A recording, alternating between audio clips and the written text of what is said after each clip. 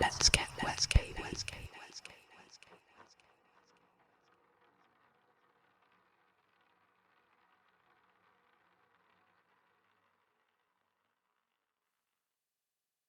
My wife, Lynn, and I have been together for 6 years and married for 11 months.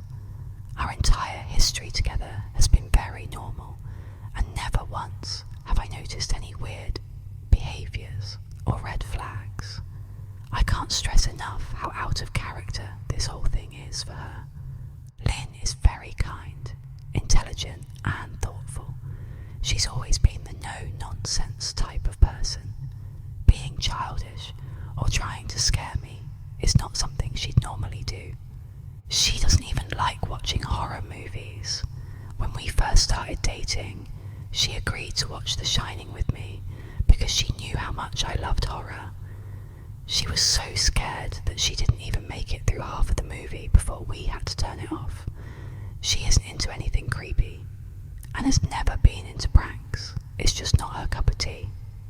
And that's fine. But that's what was so strange about this. It's just so unlike her. I should also add that she never had any mental health issues, and as far as I'm aware, it doesn't run in her family. I know some people are able to hide their mental health problems, but in the 6 years we've been together, I think I'd have seen some sort of sign. 2 months ago, I was in the kitchen making myself some coffee before work. I was running a bit late that morning and knew I wouldn't be able to make it to Dunkin' Donuts for my usual morning fix.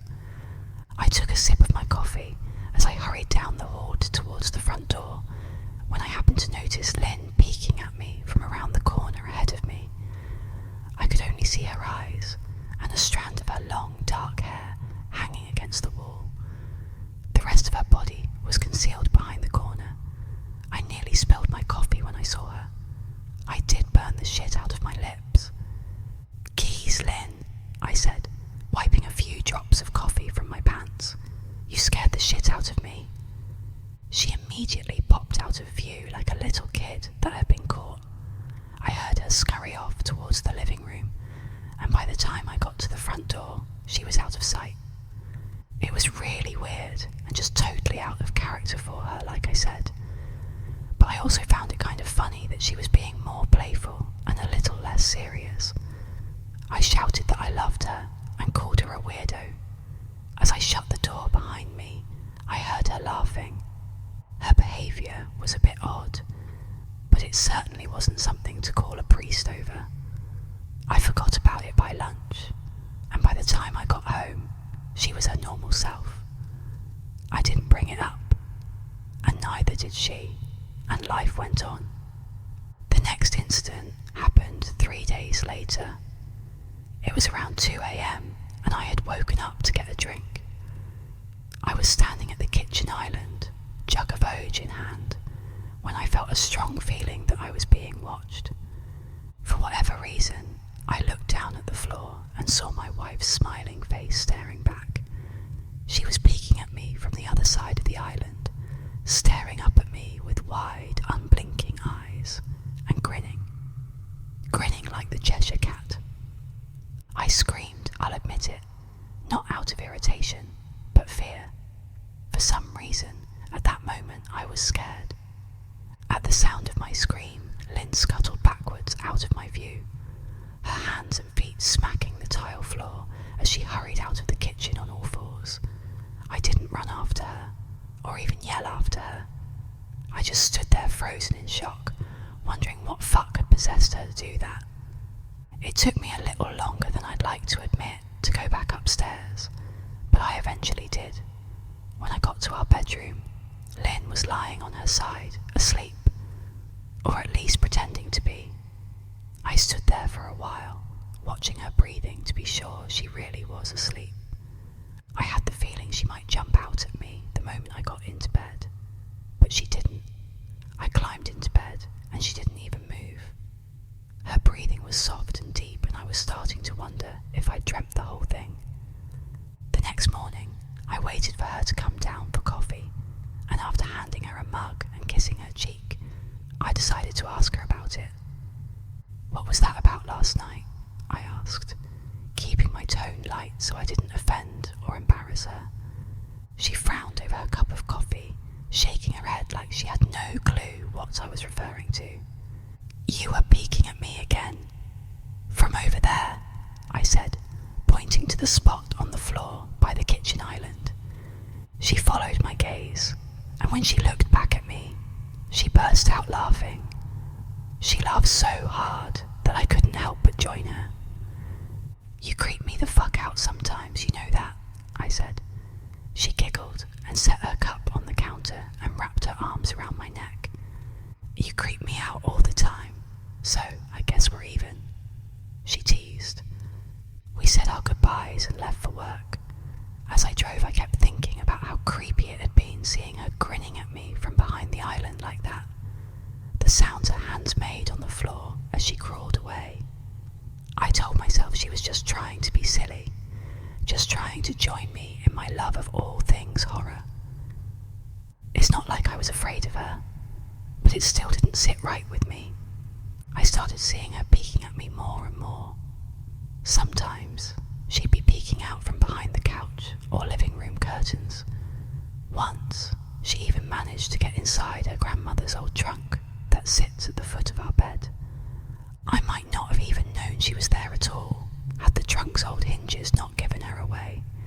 She'd had the lid propped up just enough so that only half of her face peeked through.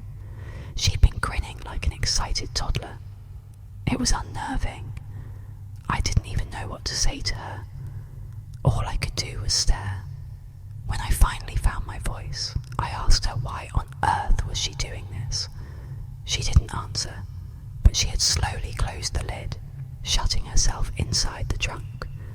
I just walked away, feeling disturbed. I didn't understand why she was doing it, but it clearly made her happy. I just hoped she would tire of the game quickly. Lynn didn't peek at me for the next 2 weeks. I started to think she was done with her weird prank, and I was relieved. We were watching a show on Netflix one night, and I jokingly said that I hadn't seen her peeking at me lately, and that she must have given up on her spy game. She looked up at me with a small smile and said, "Maybe I've just gotten better at it." I didn't say anything, but I wondered whether or not she was joking. For the next few days, I couldn't stop thinking about what she'd said. Was she still peeking at me when I wasn't looking, and I just hadn't noticed? And if so, what the hell was she getting out of this? I started to feel paranoid, constantly checking whether she was watching from around the corner or behind a door. I was jumpy whenever I was home and she wasn't in full view of me. I felt stupid and a little crazy, but after a few weeks without another incident, I began to relax. I stopped checking behind furniture and walls, and told myself it was just a bad memory. Then a few days ago, things got so much worse. Lynn left to go to a friend's, and I lounged on the couch and played a couple games on my laptop. Around 9 p.m, I hopped in the shower, and as I was washing the soap from my hair, I felt that awful feeling that I was being watched. I slowly opened my eyes and almost had a fucking heart attack. Lynn was peeking from behind the shower curtain, her entire head stretched into the shower, leaving just her body outside. Her long, dark hair hung against the curtain, the ends dripping with water. Her mouth hung open in a terrible grin, eyes wide and red, as if she hadn't blinked in a while. I screamed and jumped back against the wall. She didn't move, nor did her smile waver. Her makeup ran down her cheeks in 2 black streaks. She looked giddy and completely deranged. I was fucking terrified. We stood like that for a few moments, neither of us saying a word. Finally, after what felt like forever, she slowly pulled her head back out of the shower, and I watched her blurry figure through the curtain as she moved backwards towards the bathroom door. A second later, the bathroom door slammed shut, hard enough to rattle the mirror. I screamed again and jumped out of the shower to lock the door. I stayed inside the bathroom for over an hour. Maybe I overreacted to some of you. But joke or not, I wasn't going to put up with the crazy shit anymore. That's what I kept telling myself as I paced in my bathroom, stopping to listen at the door every few minutes. Suddenly, I heard a muffled sound, and I pressed my ear against the bathroom door, straining to listen. I couldn't hear anything, but I envisioned Lynn standing on the other side of the door, giggling at her joke. I felt a surge of anger.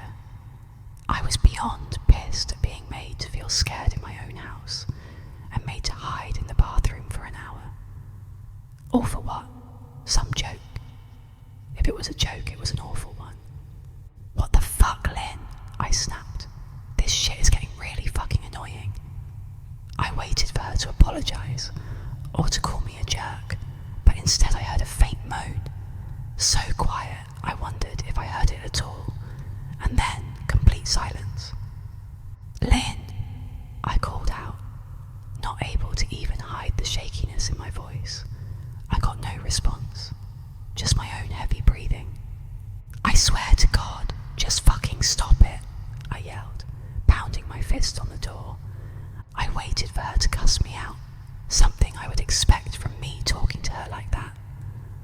I never screamed at her before, but there was nothing, just the occasional drip from the shower head. I won't deny that I was scared, too afraid to open the damn door and face my own wife. I waited another 30 minutes or so, which feels like a fucking lifetime when you're scared. Finally, I decided I wasn't going to spend the night hiding in my bathroom, so I got down on my knees and peered under the door. I almost expected to see her face peeking back at me, but thankfully I didn't. I could see straight down the hallway to the top of the stairs, but no Lynn. I didn't know if I should be happy about that or not. I looked for a few minutes, waiting to see her head pop up over the top step, but it never came. I stood up, my hand hovering over the door, and mentally prepared myself to open it. I slowly turned the lock with shaky fingers and was about to yank it open when I heard a sound that still makes me feel nauseous when I think about it. A moan, louder than before, but this time I was able to tell just where it was coming from. I turned my head to the closet door as if in slow motion and locked eyes with my wife, who was peeking out at me from the slight gap. Her eyes were still wide as ever, and her mouth was hanging open in the most grotesque, gaping smile I'd ever seen. I didn't even scream. I was too scared for even that.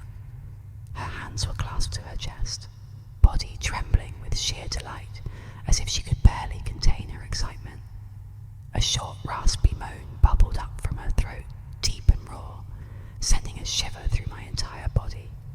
Somehow, I found the ability to pull the bathroom door open and ran as fast as I could all the way down the steps, snagging my keys and phone from the table in the living room before running outside to my car. I could hear her shrill laughter behind me, but I didn't hear her getting closer. I didn't bother shutting the front door. I drove away from the house faster than I legally should have, shivering the entire time, either from fear or the cold. Maybe a little of both. I hadn't grabbed a coat or even a pair of shoes. I was still in my boxers, and my hair was still damp. I drove straight to my brother Chris's house about 40 minutes away, ignoring any and every call and text I got. I didn't check my phone until I was safely parked in my brother's driveway. Lynn had called 4 times and sent a flurry of texts, all wondering where I'd gone and why I left, like that. I threw my phone at the dash in a rage, furious at her nonchalant attitude. My brother and his wife were surprised to see me, especially dressed in just a pair of boxers, but told me to stay as long as I needed. Chris lent me some clothes and asked me what happened. I told him Lynn and I had a fight, but didn't get into the details. I didn't want him to think I was overreacting, leaving my wife over a prank, even if it was a strange one. I mean, hadn't I encouraged her for years to lighten up instead of being so serious all the time? I had wanted her to relax and loosen up, but this was definitely not what I'd had in mind.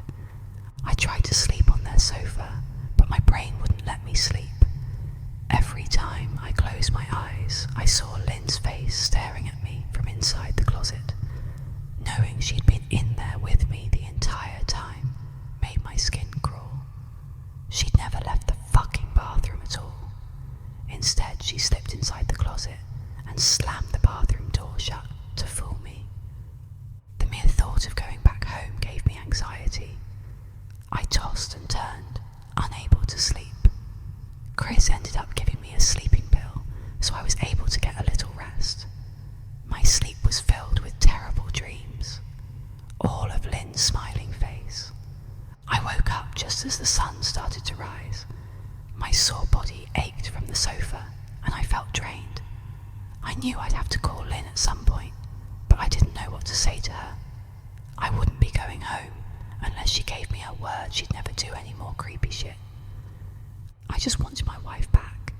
Her normal, serious self never looked so good to me. I was contemplating calling her and telling her that when that familiar feeling came over me.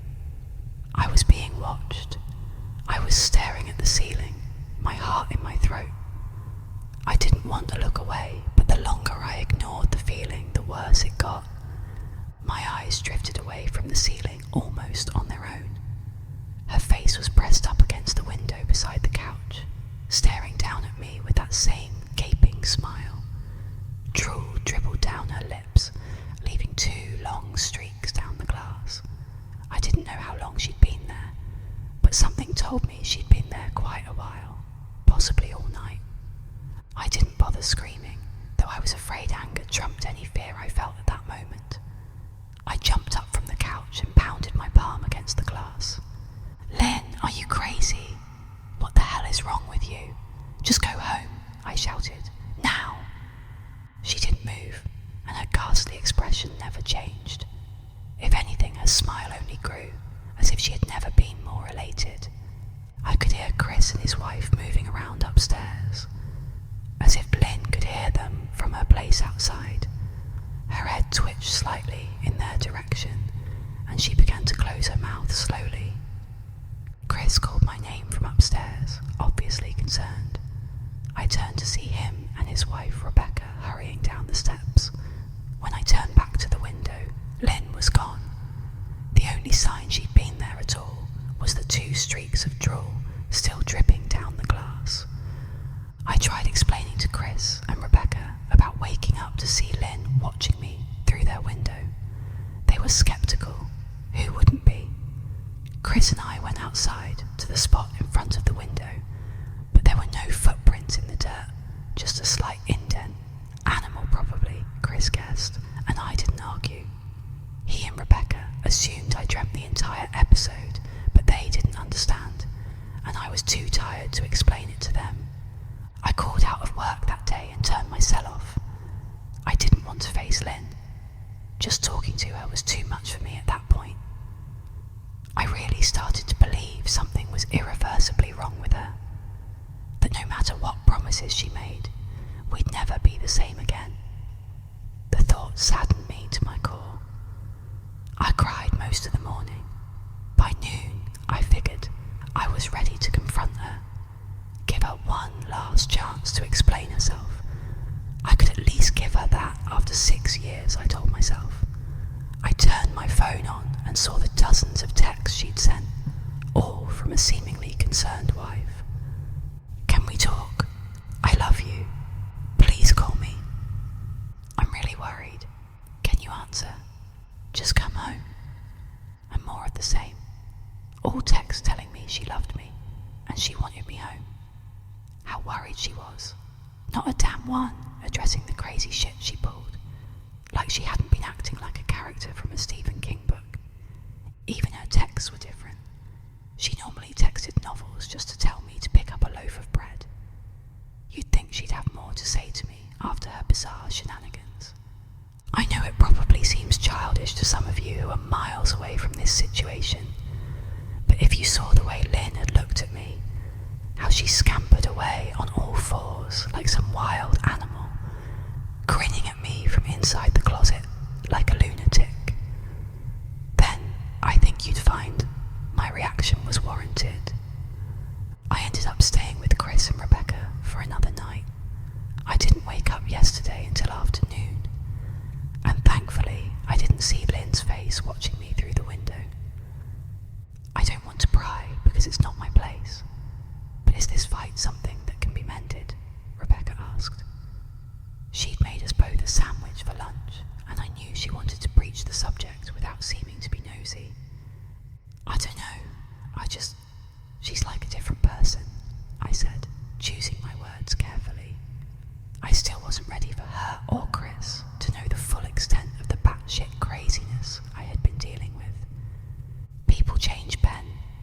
she's still the same woman you married. Maybe you both just need to talk through your issues. Whatever's going on, I'm sure it can be fixed," she said, ever the peacemaker. "I think it's beyond that now. I don't think talking would help. I just don't trust her," I said. The words stung in my heart. I missed and loved my wife. But how could I live with someone like that? Living in constant fear didn't sound too appealing. "Lynn loves you. She has to be absolutely crushed," she said. "I don't know about that," I said. "Well, she certainly seemed like it to me. I've never seen her so upset. Very much unlike the Lynn I know," Rebecca said, shaking her head sadly. It took a full minute for her words to really sink in, and when they did, I felt dread worming its way through my skin. "Wait, what do you mean? You saw her? You saw Lynn?" I asked, my mouth suddenly dry. Rebecca nodded casually, as if that fact wasn't nightmare fuel. Maybe for her it wasn't. "She stopped by this morning just after Chris left for work," she said, cleaning the plates from the table. "I didn't see her car though. Maybe she took an Uber or something." "Beck, what did she say? Did she come inside?" I asked, sweat starting to break out on my forehead. I began looking around, examining corners as though a predator lurked behind them. "No, she just asked if you were awake yet, and I said that you weren't. I asked if she wanted me to wake you, but she said no, just said to let you sleep," she said as she washed the dishes. "That's all. She didn't say anything else?" I asked. "No, she looked awful though, like she hadn't slept in days. I think you should call her." I got up from the table and thanked Rebecca for lunch. I felt a little bit better at the knowledge that at least she hadn't come inside. Still, I needed to double check that the doors were locked. I sat for a while, trying to figure out what to do next. I didn't want to go home, but I felt that I owed it to Lynn to help her if I could. Hadn't I swore an oath to love and honour her through sickness and in health? Clearly she was very sick. If she was sick, which I truly believed she was, I had to try and get her the help she needed. But I didn't even know where to start. I didn't want to call the police, and besides, what the hell was I going to tell them? That my wife was peeking at me, that she was being creepy. As bizarre as she'd been, she still hadn't committed any crime. Not yet, anyway. The police would have probably said that I was overreacting, but this wasn't some prank. It felt wrong, dangerous even, like something sinister lurked beneath her smile. I knew as a husband, I was well within my rights to have her committed. But what if she simply acted normal in their presence? She'd obviously been able to fool Rebecca into thinking she was just a concerned wife. As long as the doctors didn't find her a danger to herself or others, they'd have no choice but to release her after 72 hours. I felt lost and overwhelmed, so I did what any husband in my position would do. I called her mother. I didn't want to, believe me. Her mother, Marianne, and I were never on the best of terms. We'd never fought or anything like that. She just wasn't a very warm person and wasn't really easy to get along with. She hardly ever smiled, and when she did, only her lips would move into a thin-lipped smile, leaving her eyes as blank as before. She gave off this aura that felt like she was permanently on the offensive. I'd only met her twice, and both times were for such short visits. I got the impression she didn't approve of me for her daughter. Lynn always ushered us out quickly, as she didn't want me to feel uncomfortable, which I was grateful for. Being in her mother's company felt almost unbearable, like walking on glass. I was glad when we moved 3 states away, so we didn't have to see her often.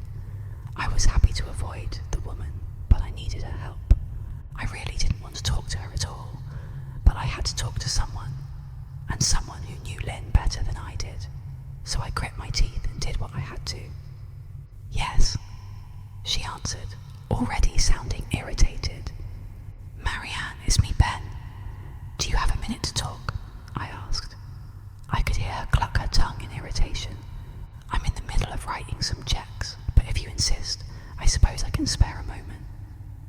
"What is it that you want to discuss, Benjamin?" she said coolly. "It's about Lynn. She's been acting strangely, and I was wondering if you had any idea whether there was something." I was quickly interrupted. "It's a bit difficult to follow your rambling, Benjamin. What's that you want from me?" she asked. I could almost see her standing there in her thin sweater and slacks, tapping her fingernails impatiently on the table. "I wanted to know if you'd ever noticed any odd behaviour, or possibly any mental health issues," I asked. There was a long, uncomfortable pause that I couldn't tell was because she was just thinking, or something else. Finally, after a few seconds, she spoke. "I'm not sure if this is one of your jokes, Benjamin, but if so, I don't find the humour in it. Now I do have business to attend to, as I've said, so if you don't mind," she said. But I cut her off before she could get rid of me. "Marianne, it's not a joke. I'm sincerely concerned about Lynn's mental health. Her behaviour has been very erratic lately. I'm very worried about her, and I figured, as a mother, you would be as well," I said, my frustration evident in my voice. "If you're truly concerned, then I suggest you get the health professionals involved. I don't know what you expect of me," she snapped. I could tell she was seconds away from hanging up, and for some reason I was desperate not to let her. I had the feeling that she knew a lot more than she was letting on. "Please, if not for me, do it for Lynn." I tried. I heard a faint shaky intake of breath, as if she were trying to hold her steely persona together but failing. "Marianne, what's wrong?" I started. "Benjamin, I don't know what to tell you. My only advice would be to seek professional help. Do not call here again. Goodbye." I tried to call out to her, but she'd hung up. I tried to wrap my head around the call and her refusal to help me. Even if she didn't like me, why wouldn't she want to help her own daughter? I couldn't understand that. I tried to replay the conversation, desperate to find something I missed. After a while, I almost gave up, until I remembered her last words to me. "Seek professional help." She'd said those words with a bit of urgency. I could have just been grasping at straws, but no.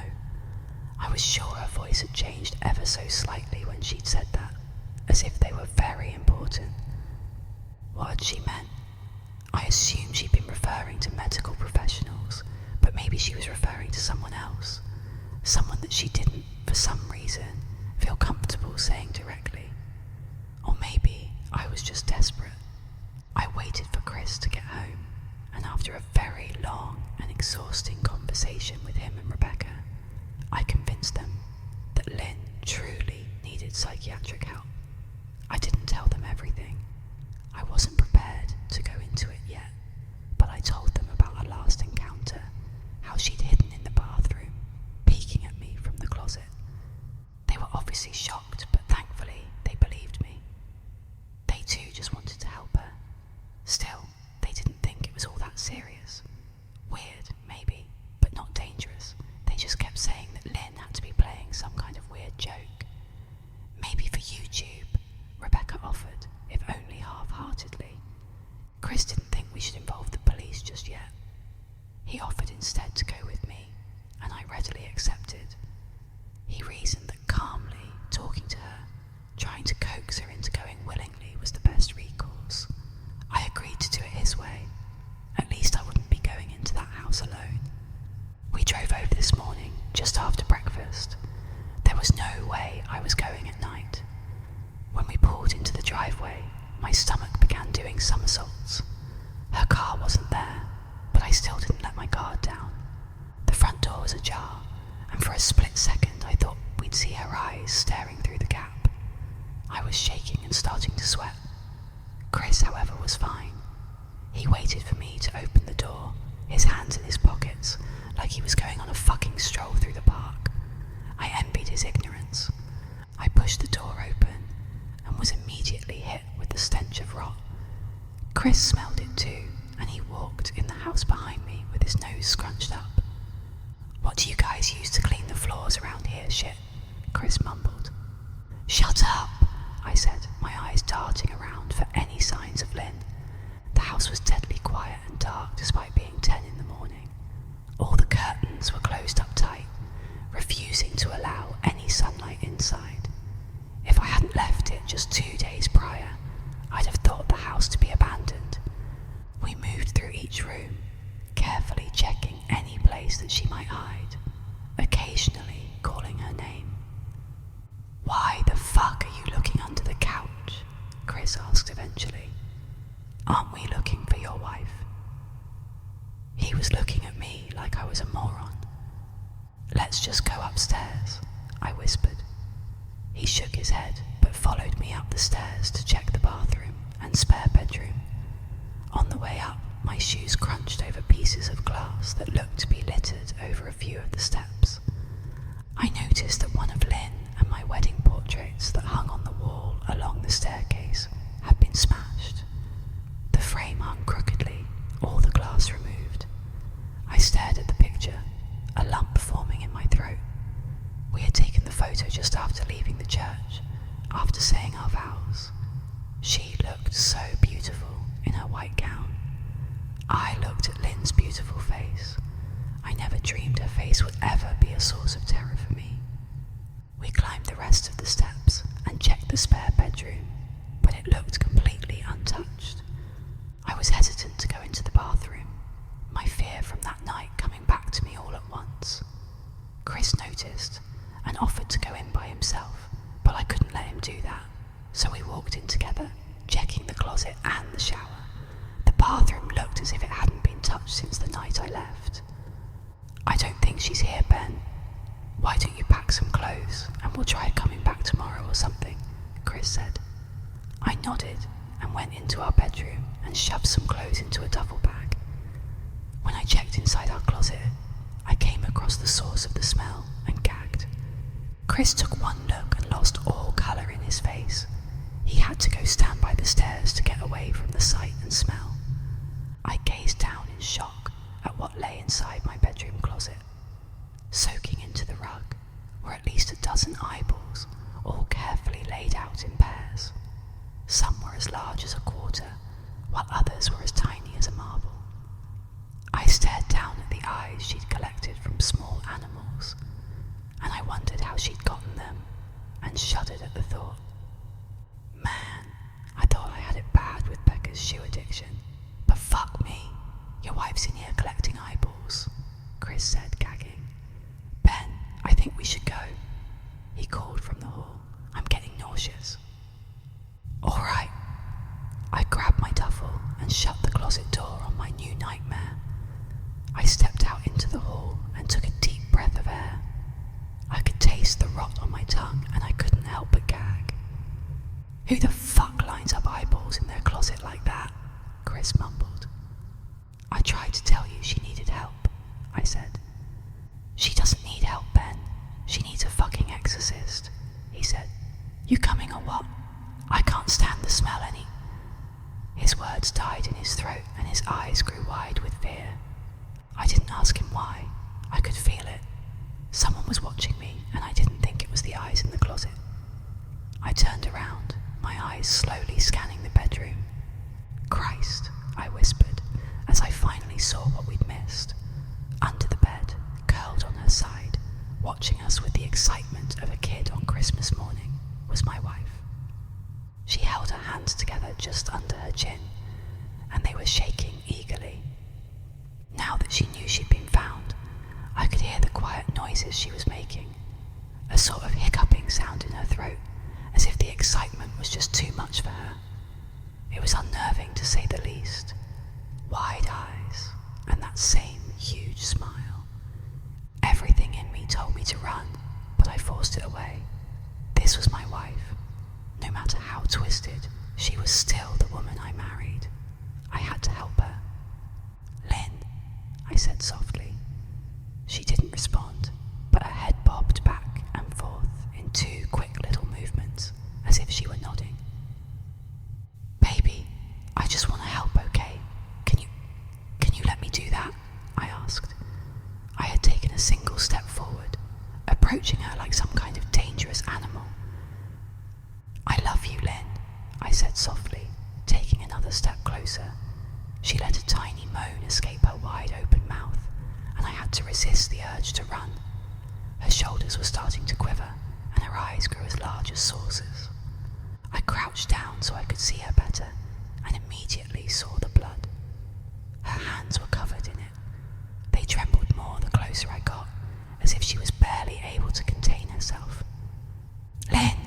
you hurt?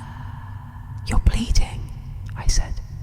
She bobbed her head again, her bloody fingers moving up and down as if playing an invisible piano. They occasionally grazed her chin, leaving smears of blood on her skin.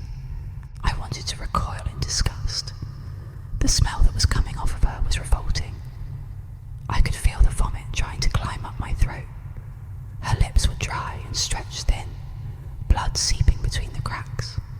I knew she wouldn't come out on her own, but I didn't want to leave her in the state she was in. I scooted closer and reached out to her. The excited hiccuping sounds got louder and her hands shook, fingers flexing. It was then that I could see the blood oozing from in between her fingers. "Oh my God, Lynn, you're bleeding," I said. Instinctively, I reached out to take her hand, but before I could even touch her, her hand sprang out towards me. A sharp pain shot through my arm, and I fell back on my arse.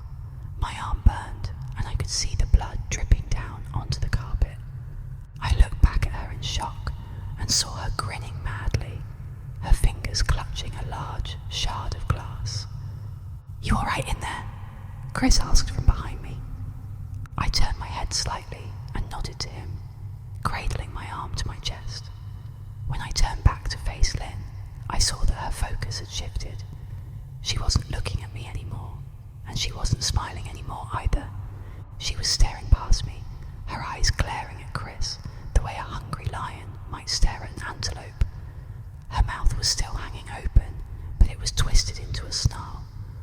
I got to my feet and began walking backwards down the hall, afraid to take my eyes off her. "Are you bleeding?" Chris asked. The moment the words left his mouth, Lynn started fast, scooting out from under the bed, the glass shard still in her fist. "Chris, run! Go!" I yelled. He must have been too afraid to move, because a second later I felt my back bump into him. He was still standing at the top of the stairs, staring at the horror that was my wife. Lynn had crawled completely out from under the bed and stood in the bedroom doorway, her face twisted in rage. Her whole body was visibly tense. Blood ran down her fingers and onto the floor. "Jesus, Lynn," Chris said. "You were playing hide and seek." I reached back and pushed him towards the steps. "Move your ass, Chris," I said, as quietly but firmly as I could. Lynn bobbed her head in fast, sharp motions and began to grin, stretching her mouth open wider and wider so that her chin seemed to touch her chest. I heard Chris mutter a prayer, and then he was running down the stairs. I stood at the top of the steps, stuck between the love for a woman who clearly needed serious help and self-preservation. "I only want to help," I said, choking back tears. Her eyes focused on me once again as she slowly lifted the glass, holding it out in front of her, and then she started sprinting towards me, grinning with utter excitement. Thankfully, my body took over and I flew down the stairs, skipping 2 or 3 at a time. I made it to the front door before I felt her leap onto my back, wrapping her arms around my neck, her open mouth next to my ear so that I could hear those terrible hiccuping sounds up close. I shook her off me, knocking her to the floor. I felt a searing pain in my back as she went, but I tore open the front door and bolted to my car. Chris was standing in the front yard, talking on the phone with the police. I didn't say a word. I just ran to my car and jumped in. Chris took the hint and followed me, still on the line with 911. I watched the rear-view mirror, sure I'd see her there, running after us. But I never did. I went straight to the ER and got 11 stitches in my arm and 3 on my back. The police asked a lot of questions and went back to the house to do a search, but of course, Lynn wasn't there. They advised me to stay with a friend or relative for a while and to file a restraining order as soon as I could, but none of those things would matter. Somehow, I just knew. I dropped Chris off at home and went to a motel an hour away. I wanted to put as much distance between me and Lynn as I could. this is where I've been.